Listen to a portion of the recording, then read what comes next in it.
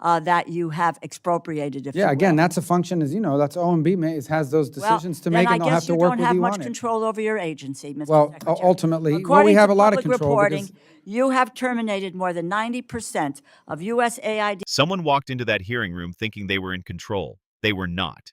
The moment the mask slipped, nobody in Washington wanted you to see it. Watch carefully. A member.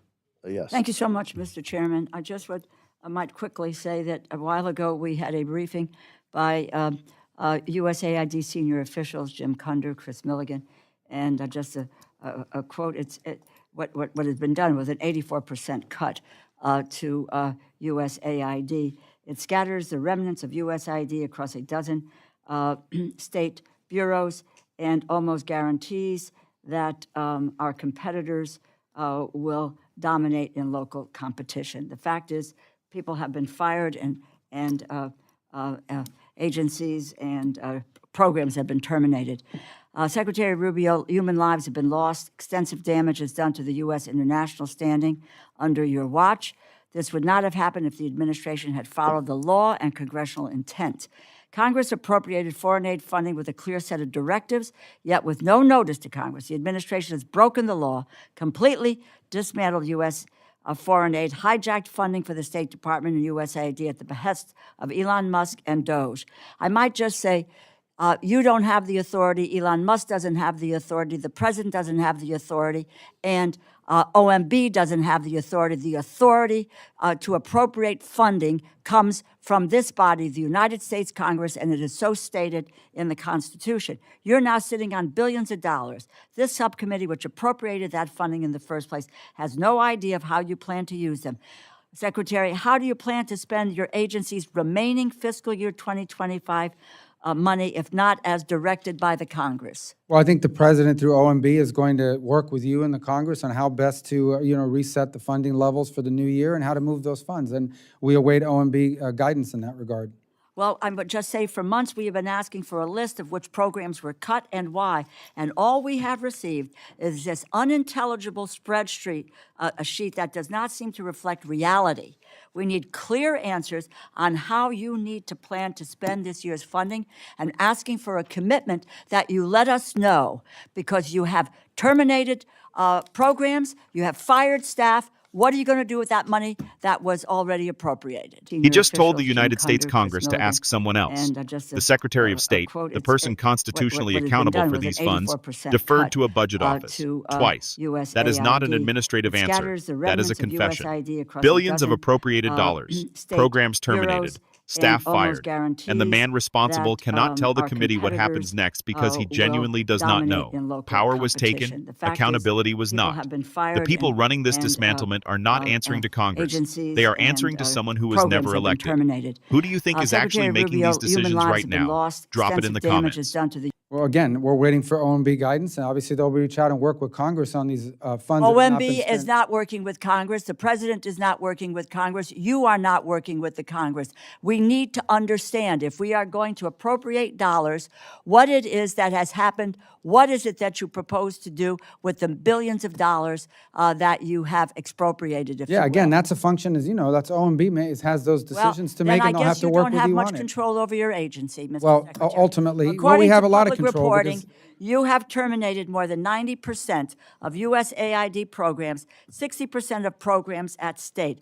All are the firing of all our development experts in the next few weeks, and are preparing to fire hundreds more at the State Department. We need an accountability. And if we can't, I don't know, if we can't get it from the Secretary, then from whom are we going to get this accountability? It is your department. Well, with all due respect, some of your numbers are incorrect. We have not cut 60% of the funding at the State Department. If you're referring to the budget request, that's different. There has not been mass layoffs at the State Department. I think there's been less than 200 people that have been riffed from the State Department. From the State Department. I'm talking about, well, USAID. And oh, well, that's a different one. Well, right. No, it's not a different issue. You now plan to take on, and the gentleman said you're going to scatter the remnants of That's false. USAID throughout the State Department? Who is going to make sure appropriated funds are spent properly? Well, they're not going to be scattered. They're actually going to be consolidated in a couple of funds that deliver, for example, International Humanitarian Assistance Fund. We'll also have an increase to the Emergency Refugee and Migration Assistance You Fund. mentioned previous secretaries who have moved in this direction, and I just want to say to you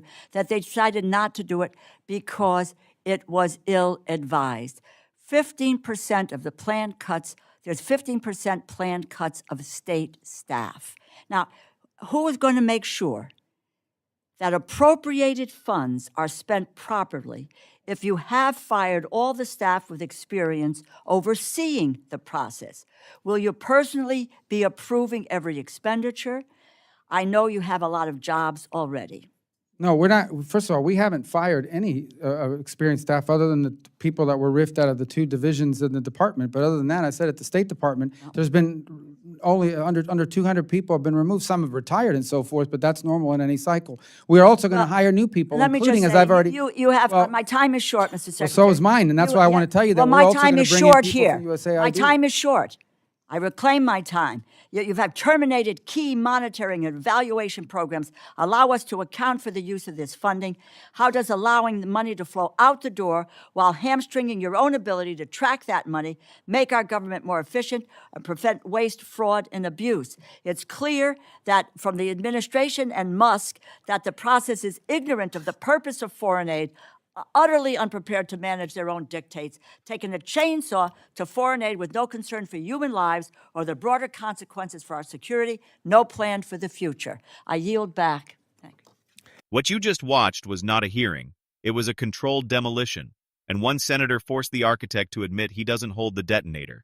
Let that land for a second.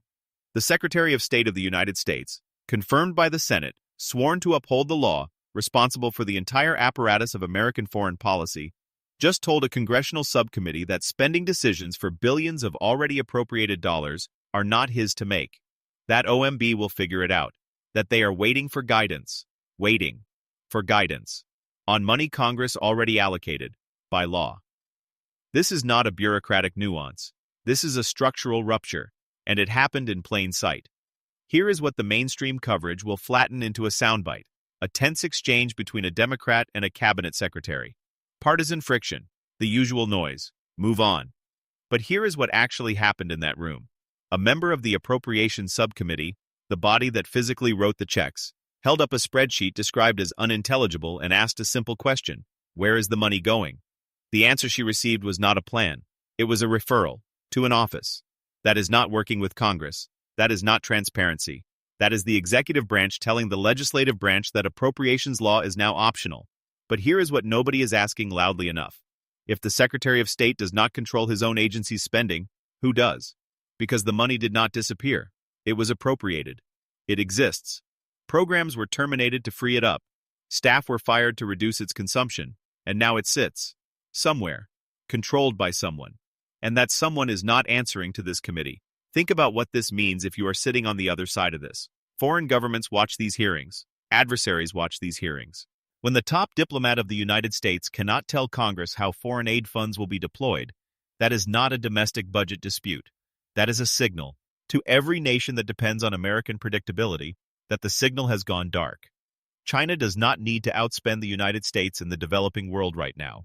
It only needs to wait while the United States dismantles its own presence. That was said in this very hearing. By the officials who ran the agency being cut, 84% gone, remnants scattered, competitors moving in, and the response was, we are waiting for OMB guidance. Now consider the defenders of this approach.